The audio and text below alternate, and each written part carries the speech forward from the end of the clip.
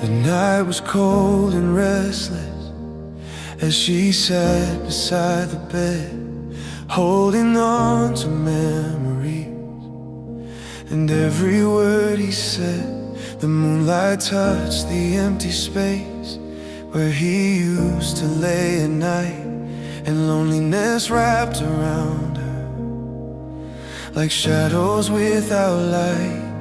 She had spent so many months running from her pain, trying not to think about the hospital and rain, trying not to hear the sound of machines fading away, trying not to relive the moment he slipped from life that day. The world kept moving forward, but her heart stayed frozen still, and every smile she forced herself to wear only hid what she still feared. People thought she was getting stronger because she laughed once or twice, but grief is not a wound you see, it's a storm you survive inside. And every night before she slept, she fought the tears she couldn't prevent. Then came the prayer she almost didn't pray, the words her broken heart was scared to say, a whisper in the darkness, a trembling act of faith. After all the pain and anger, after all the nights afraid, she finally looked toward heaven and softly called God's name.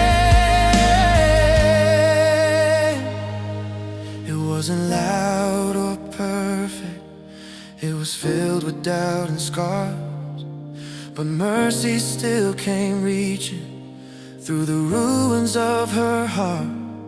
Because sometimes healing starts with one fragile step of grace, and the prayer she almost didn't pray began to change everything. She remembered all the Sundays when they sat side by side, singing songs about forever before cancer stole their lives.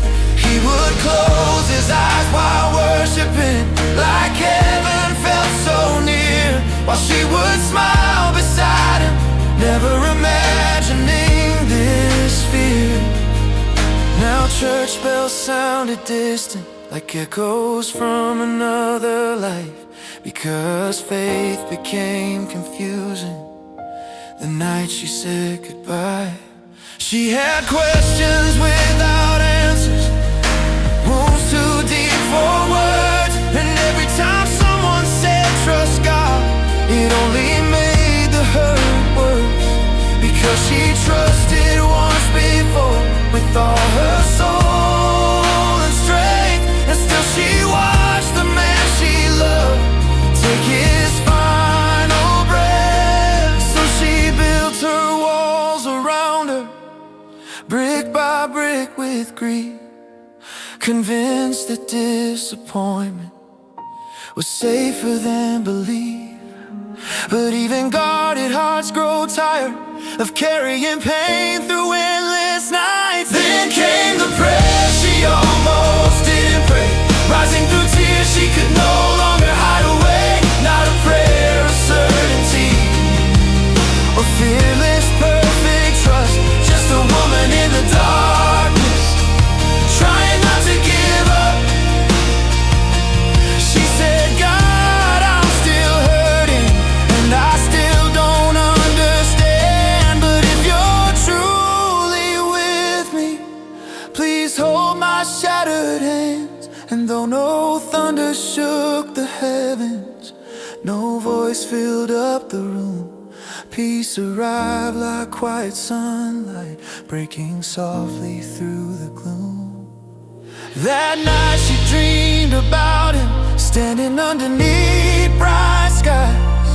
No hospital, no suffering, only peace within his eyes. He smiled the way he used to before sickness stole his strength, and though he never spoke a word,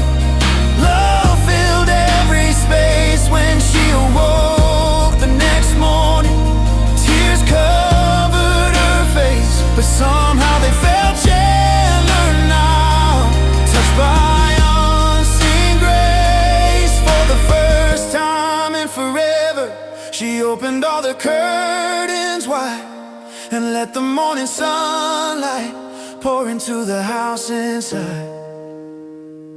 She picked up his old Bible and held it to her chest, remembering how he always said, God stays close to the broken.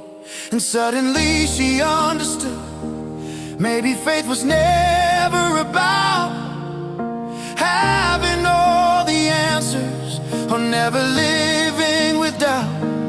Maybe faith is simply reaching even when your heart is torn, choosing to keep breathing when your soul feels warm.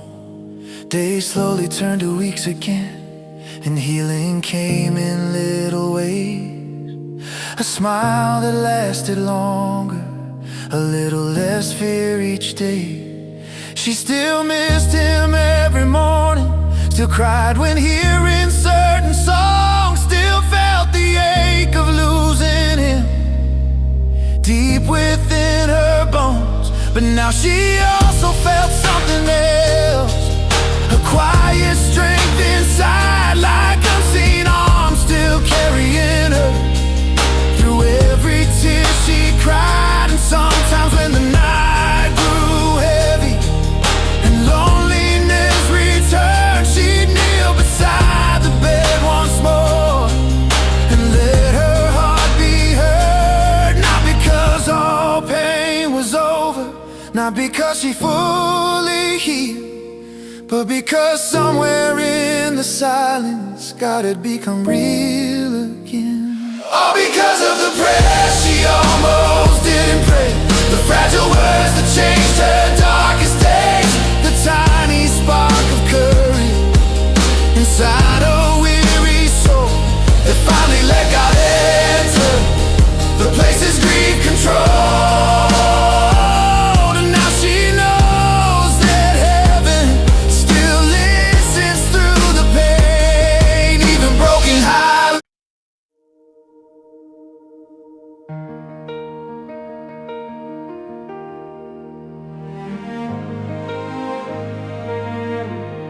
The night was cold and restless as she sat beside the bed, holding on to memories and every word he said. The moonlight touched the empty space where he used to lay at night, and loneliness wrapped around her like shadows without light.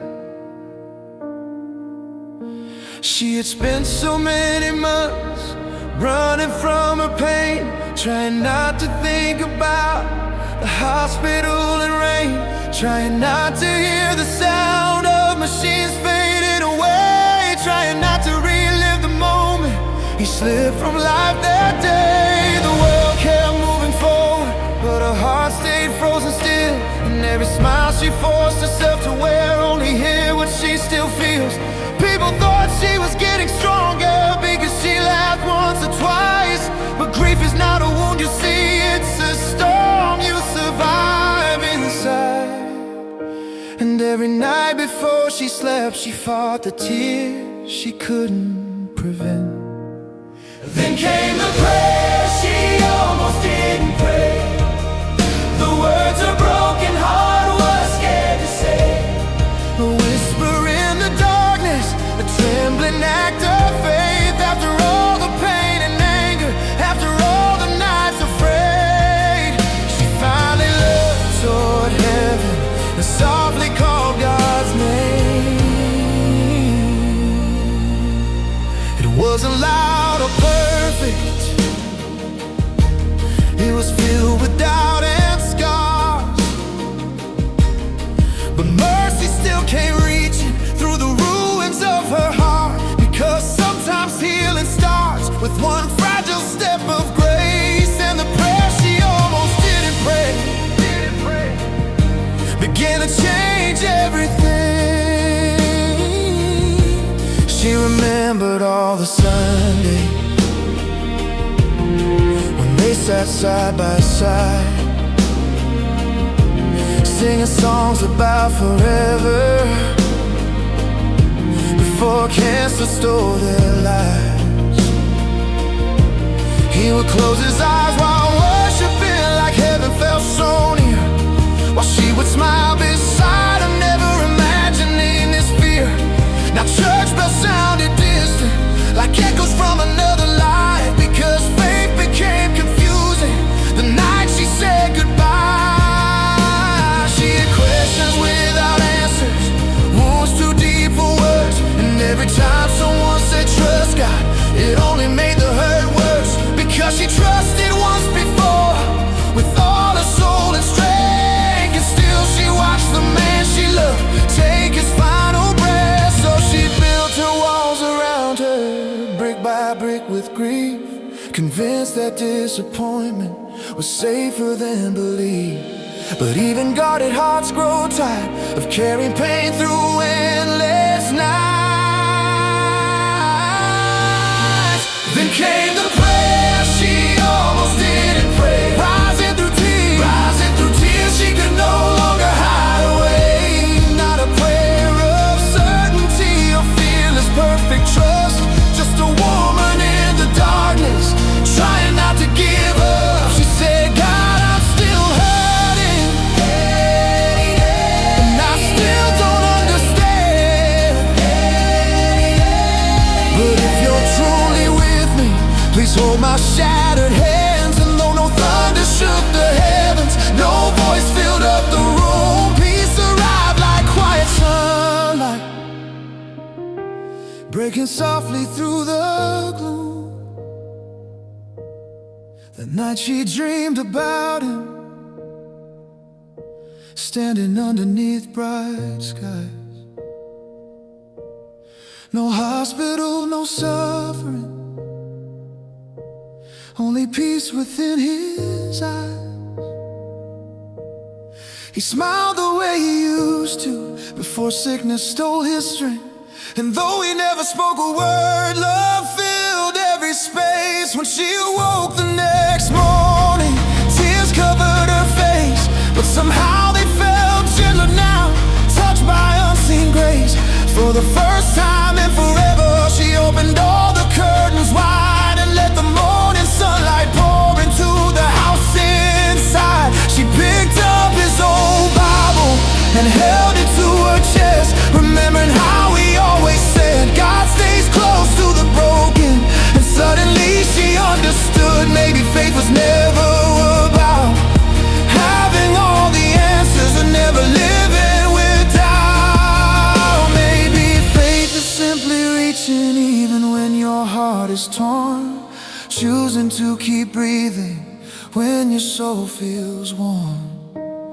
Days slowly turned to weeks again, and healing came in little ways.